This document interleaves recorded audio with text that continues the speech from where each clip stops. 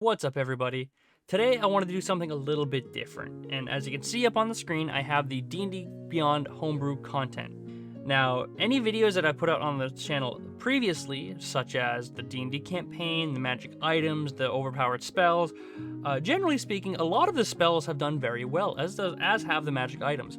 And with that in mind, I kind of wanted to take this homebrew content on D&D Beyond and present it all to you to show you a bunch of other cool homebrew content that people have created that you can use in your campaigns or with your characters with approval from your DM. So with that in mind, I'm actually going to go look through other player-submitted content that they've created and put on D&D Beyond, and then just kind of present them to you so you can use them. Now, this video is not really judgment. It's not meant to be negative, positive, anything like that. It's purely just to get spells and cool items that people have created out in front of your eyes so you can use them for yourself. With that in mind, let's go ahead and jump on into the spells homebrew and see what people have created. Now, the really cool thing with D&D Beyond homebrew content is that you can sort it based on like all this information, magic items, monsters, and spells. We're going to focus on spells. But what's even better than that is you can sort them by a bunch of different settings here. And I can sort these by rating. So I'm actually going to take the magic items or the spells on homebrew D&D content and just go through the top rated ones and show you some really cool spells that people have liked. Like this one, for example, it's called ARG, which is, first of all, the best name spell I've ever heard. But it's also got 40,000 views, 778 points, meaning 894 people have upvoted it and 114 people have downvoted it. So with that in mind, I'm going to go ahead and look at this. And again, if you see your spell on this, if you see your homebrew on this, cool beans. Keep in mind, I'm not being negative. I'm not trying to be critical. I just want to take a look at the spells because obviously there's a bunch of them that are very popular. So let's take a look at ARG by Dude Rob 92 and see what the spell does. Now, ARG is a first level spell that lasts for one round. It's a casting time of one action with a range of 120 feet. You can point at another creature to shout a command word that causes the creature to scream uncontrollably for the duration. The target has some ability to influence what they are screaming, but is largely unintelligible.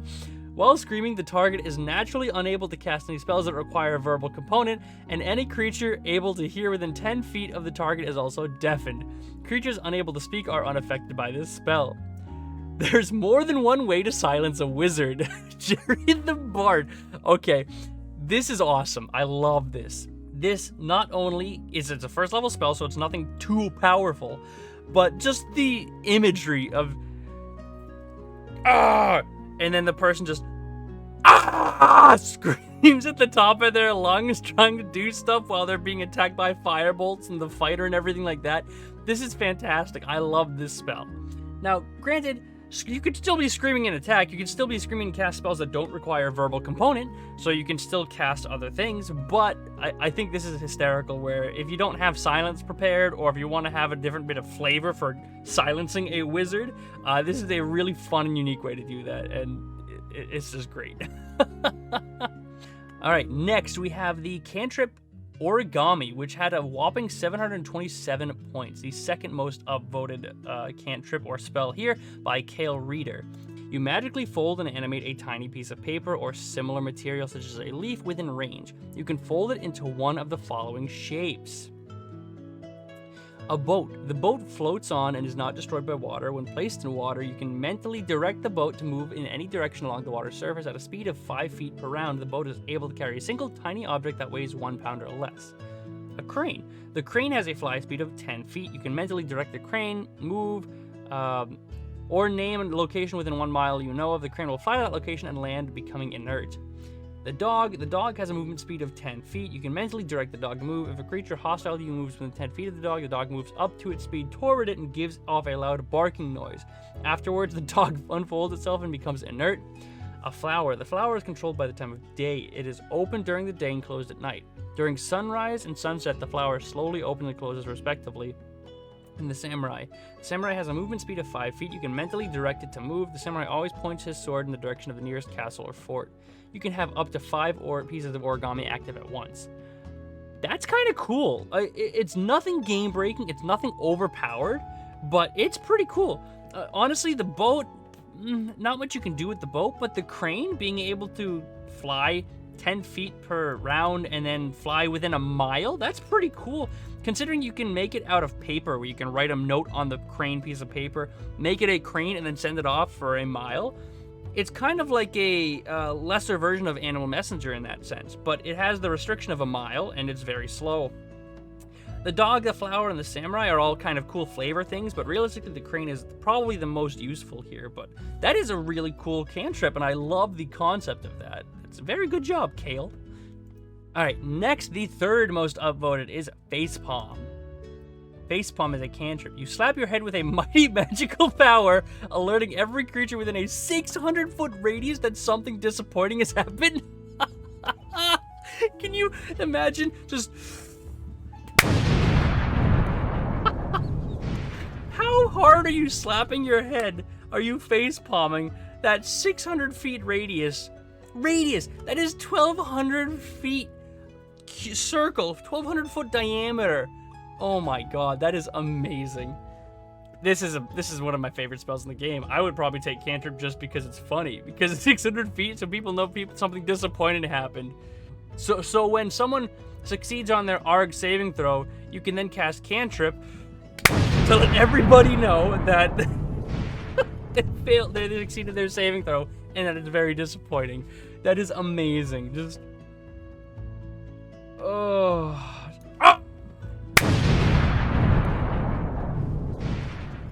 Oh, that's great. Bruner, you're going places in life, man. Alright, next evocation, or next spell, we have Card Throw, another cantrip that takes an action. You conjure and throw a magical card with a random effect. Make a ranged spell attack against the target. On a hit, a target is hit by a card with one of the following colors, which each have a unique effect and purpose. For each target, roll a d6 to determine which color card affects it. Okay, so it's a spell attack, a ranged spell attack, and on a hit, it's a random d6 effect. Fire damage, acid damage. Okay, on 6, psychic damage, and must succeed or become blinded. That's really cool. This is actually really cool. Since this is a cantrip, this is in the same kind of realm as Firebolt. And Firebolt is a d10. Same thing with Eldritch Blast, d10. So the amount of damage here is, you know, negligible. Realistically, a d4 plus your spellcasting ability modifier is negligible. The cool thing about this is you get the damage of your spellcasting ability modifier. So at minimum, as a caster that can use this, being a bard, warlock, or wizard, you probably have at least a +3 to your spellcasting, meaning at minimum you'll do 4 damage. And maximum you'll do about, 10 damage with a higher modifier, which puts this in range of Firebolt, Eldritch Blast cantrip level. However, the real thing where this kind of shines is the fact that it's different type of damage. It's not just fire, it can be acid, lightning, poison, cold, but it is random. And then you're kind of rolling the dice. You're literally rolling the dice here for a d6 to try and get 6 for Violet to get psychic damage for a con save, so they're blinded on the next round. The spell creates more than one card when you reach higher levels. 2 cards level 5, 3 cards at level 11. So it even has the scaling that cantrips have. So at level like 5 on the Firebolt, you get 2d10. At 11, you get 3d10 and stuff like that. So this is a beautifully balanced, I think, cantrip. I think this is fantastic. I like the randomness of it. I like the kind of dice, roll the dice, see what you get kind of effect. I think this is super cool, and I think this really, really plays into kind of like the Hardslinger kind of motif.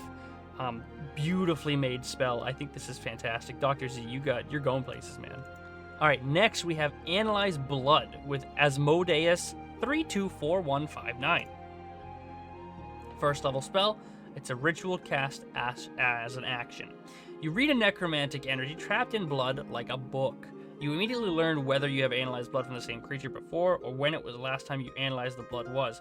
You may only use the blood from a single creature for the material component of the spell. The information in mingled blood is too muddy to be of use. At higher level, you gain additional information from the blood by channeling more energy into the spell. The additional information you gain listed below. Okay, so as you level up, this spell gets more powerful? No, as you cast it at higher levels. Got it. Okay.